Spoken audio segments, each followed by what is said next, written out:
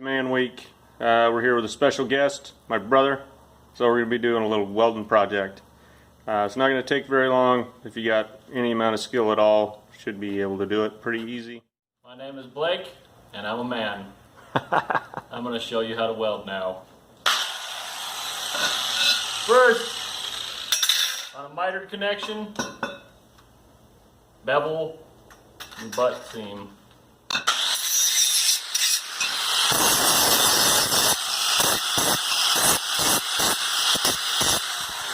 Coming together there. Didn't do those yourself, did you? Nope, that was a big mistake.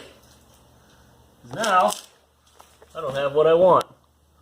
I wanted 28 by 20 and a half. And I've got probably 25/8 is what it looks like it's going to be by 27 and 7/8. Luckily I left myself a little bit of wiggle room, and we'll still be okay. So when you do something like this and you're fitting up miters, never tack it in the inside corner, on the inside corner or on the outside corner. Always tack it in the middle. The reason for that is so that you can square it up. You can go either direction that you need to go, and you won't break any of your tacks. So, and what about heat? So if you're tacking it on the outside, say, or the back side, it's going to cause it to draw. Yep. And get out of square on you. That's another good thing that Russ was saying is either way, if I tack it in here, it's going to go in this way. If I tack it out here, it's going to go this way. But if I tack it here, there'll be very little movement. Mm-hmm. Now, this one looks pretty close to where it needs to be. Oh, no Don't forget your ground. You have to edit that part out.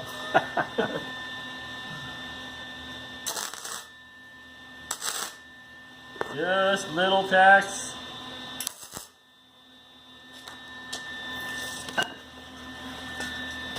Alright, another good rule of thumb.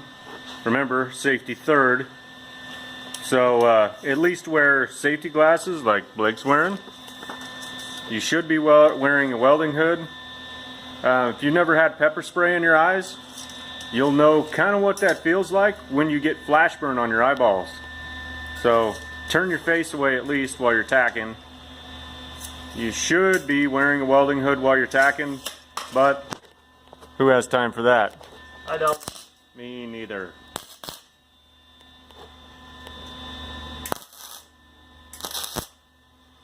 Okay.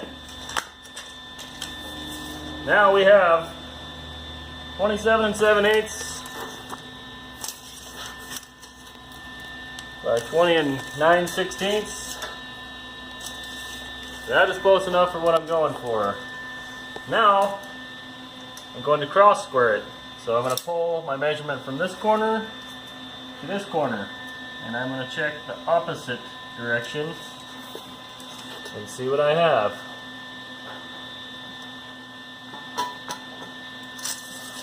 Alright, Blake, explain the squaring process so that people understand why it is that you're moving the material from your right toward your left. So what I'm trying to accomplish, and I just broke a tack right there, I want the same measurement here as I have here. There are several ways you can accomplish squaring something. Let me get up, I'll get a different tool, and also use a square. This is a framing square. This is a 2-foot framing square. So you can put it on here to get your 90, or any corner really. But I prefer to at least start off pulling measurement. So I've got 34 9/16 here, and 34 and a half there. So you are a 1/32 out of square. Yep. So we will just hang that back just a hair. And that looks good. Now, after you square it, you don't want to move anything after you've got it squared. So the best way to do this is to tack opposing sides of opposing corners. So I'm going to tack the outside here and the inside here. And then the same thing here. Outside, inside. Now that I have that tacked up, I'm going to flip it over.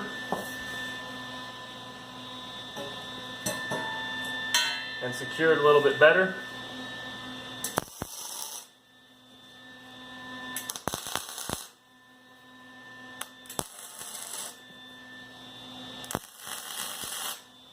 I'm going to put my hood on now. While he's doing that, I'm going to show you the star of the show. My little welder here. It is a Lincoln 180 Pro MIG. I actually picked this up at Lowe's. So it wasn't too bad. What did I say it was? Like $780? I realize that's a ton of money, but here's the thing. I had a suspension problem that was going to cost me $1,200 to fix. Guess what? Bought a $780 welder and fixed it my dadgum self. Oh yeah, and everybody will probably notice that there's no actual cone on that welder. Typically, with a wire feed welder, you want a cone. So what that cone does is it directs the shielding gas around your wire to keep it from getting any porosity. This is a inner shield wire that doesn't need to take gas. It's kind of a little bit of a cheater method, but you know what? I don't have $200 to throw on a bottle and then another whatever the crap it is to fill it up. So for right now, that's what I'm going with, and it works just fine. You may also notice that I'm not flipping my hood up every time that I extinguish my arc. That's because I have an auto darkening lens on my hood. The way this works, it's all digital. You turn it on, you've got your darker and lighter shades, your short and long arc, and less and more is your sensitivity. You also have 3 separate modes. You've got weld mode, which is what it's on. Then you've got cut mode, which is a shade 5 standard. And then you have a grind mode. Now when it's talking about cut mode, it's talking about plasma or oxyacetylene cutting. Do not use that if you're using carbon arc. You will blind yourself.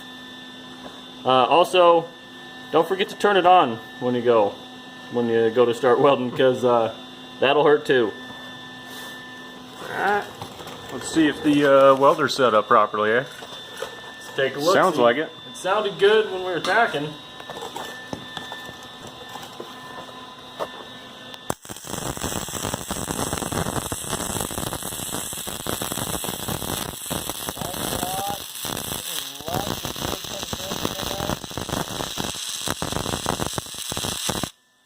Oh, you know what?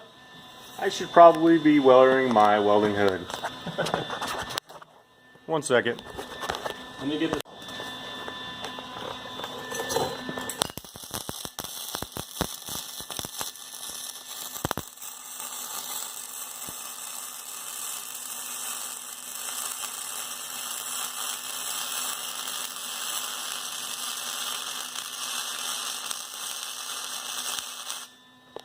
Now as I'm running these downhill vertical passes, I'm running my gun close to about 10-degree angle Upward. And as I'm going down, I'm slowly oscillating the gun, or I'm moving it in a rhythmic motion up and down as I'm traveling down. And the reason for that is because it helps the wire to penetrate in there better. And also when you have a gap, it helps to bridge that gap.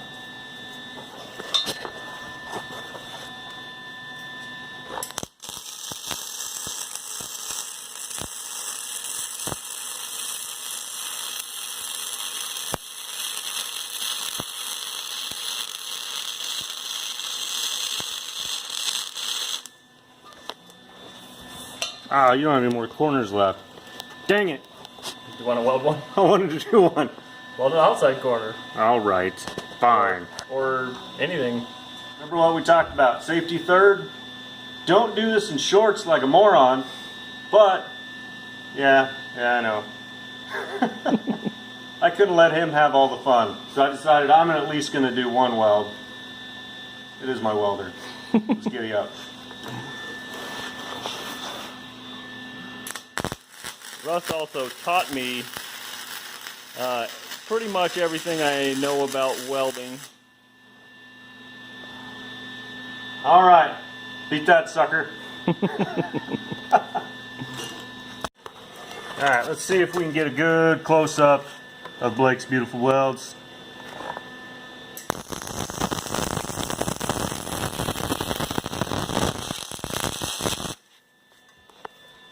Alright, let's see. Blake's weld. Okay, remember? Blake's weld. My weld. Let's see what the other one does.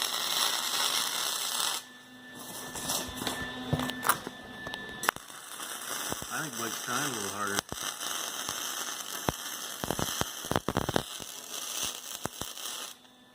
See what this one looks like. See? And that's only after 15 years of practice.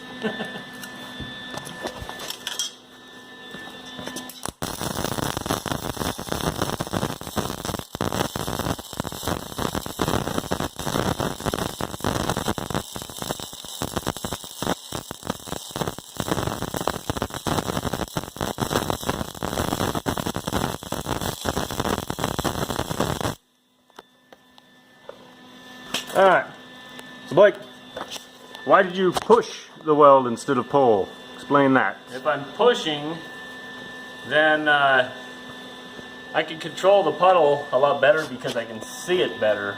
A lot of times, especially with beginners, if you're trying to pull the puddle towards you, you kind of lose track of where it's at because your gun is in the way.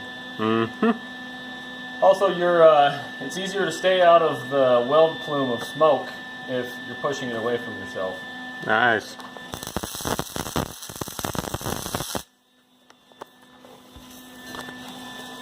Looking pretty darn good.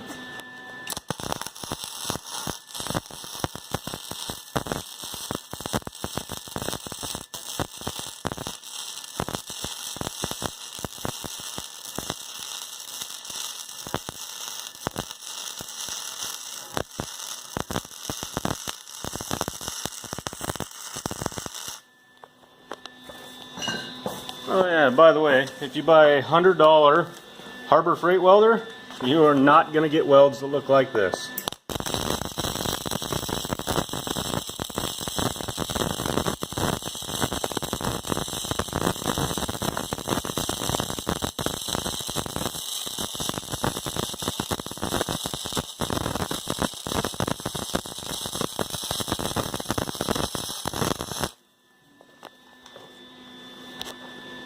Sweet.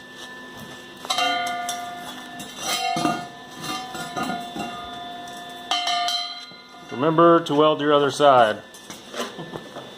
Everything is worth doing quickly and well, but not sloppy.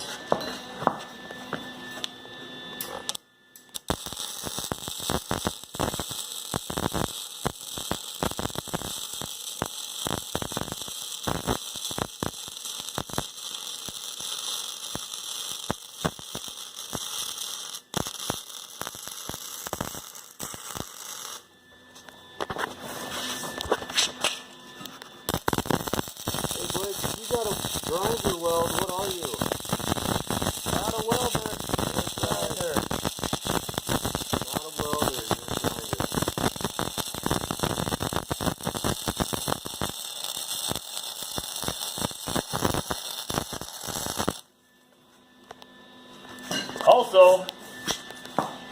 all you can do is weld, but you can't fabricate, you're not a welder either.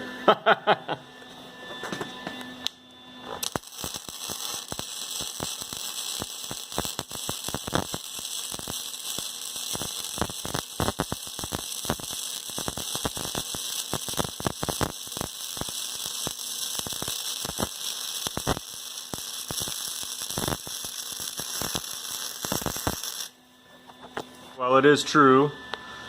If you got to grind your welds, you're not a welder, you're a grinder. But these legs right there have got to go right there.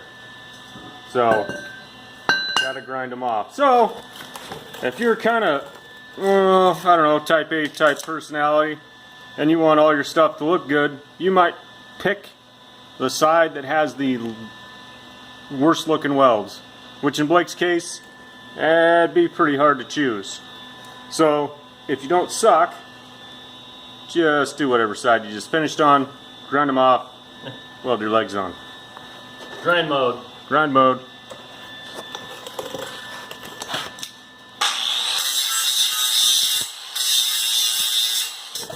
Alright, remember those bevels he did?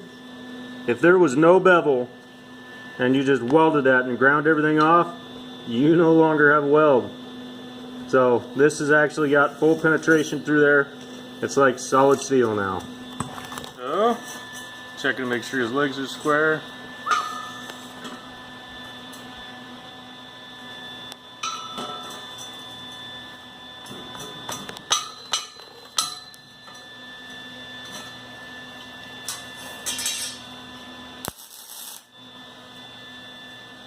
Heat in this case is your buddy. So if you tack it on the side that you want it to go to, it will pull that direction.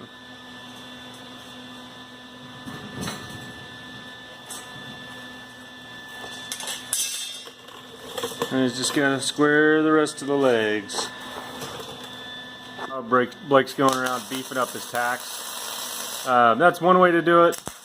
I've always been a fan of leaving the tacks a little bit small. That way when I go over with my weld, I don't have any inconsistencies at all. It's totally up to you. One advantage of doing it Blake's way is while you're welding one side, you're going to be drawing with that heat. So the material is going to try and move toward you. So if you leave the small tacks, you may have a tendency to have them tacks break loose on you and then draw that material, and now, yay, you're out of square. So what Blake is doing right now works for him every time. It's consistent, and you know you're not going to have your tacks break. Oh yeah, Blake, what's going inside of this? There's going to be a porcelain sink, weighs about 250 pounds sitting on top of this thing. Huh. So when we're done, got to take all this rust and part of the mill scale off there, and we'll prime it with a self-etching primer, and we'll paint it. Sweet. Let's get it up.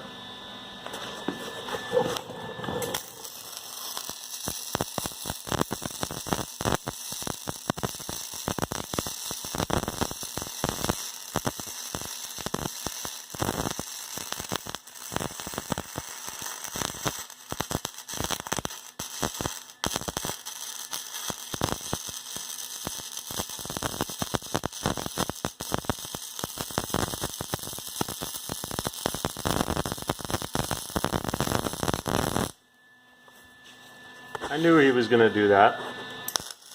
So, welded two sides in one continuous path. So if you've got plenty of experience, you can do that. He's doing it over on the other side right now too, which technically the other side is an out of position weld. It's a little more difficult because you've got a gap from the top to the bottom. So look right here, you've got a bevel right there. You got more of a gap, and it's going to be a little more difficult to weld it. Pretty.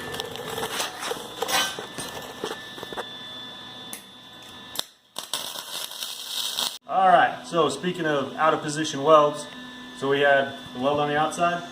Let's do a little overhead welding. All right. Let's see.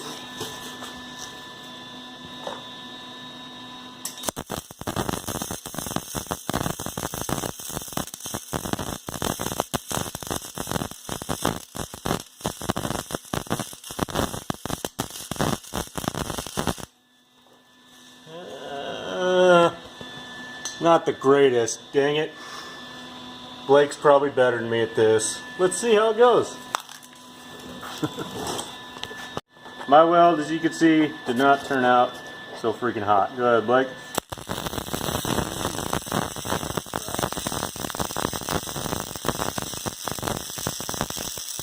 I didn't hold long enough on the top of the material. I got some a little out of practice.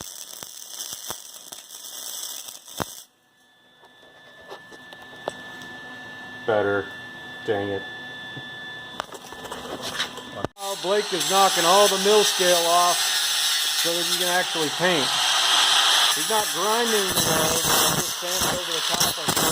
He gets his slag off, and then any of the little berries, and then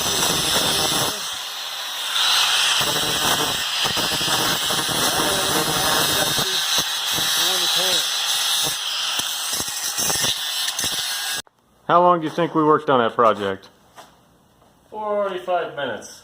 Ah, not too bad. May not be a huge project, but it doesn't take that freaking long. As long as you got a little bit of skill and some time, you can get stuff like this done. Now, for the test of any stand or table or anything that sits on 4 legs, the wobble test.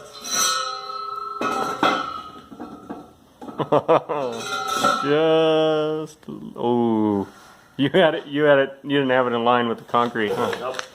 Nice. Nice and stable. No wiggle, no wobble. Good thing, 'cause I don't have any sugar packets at home.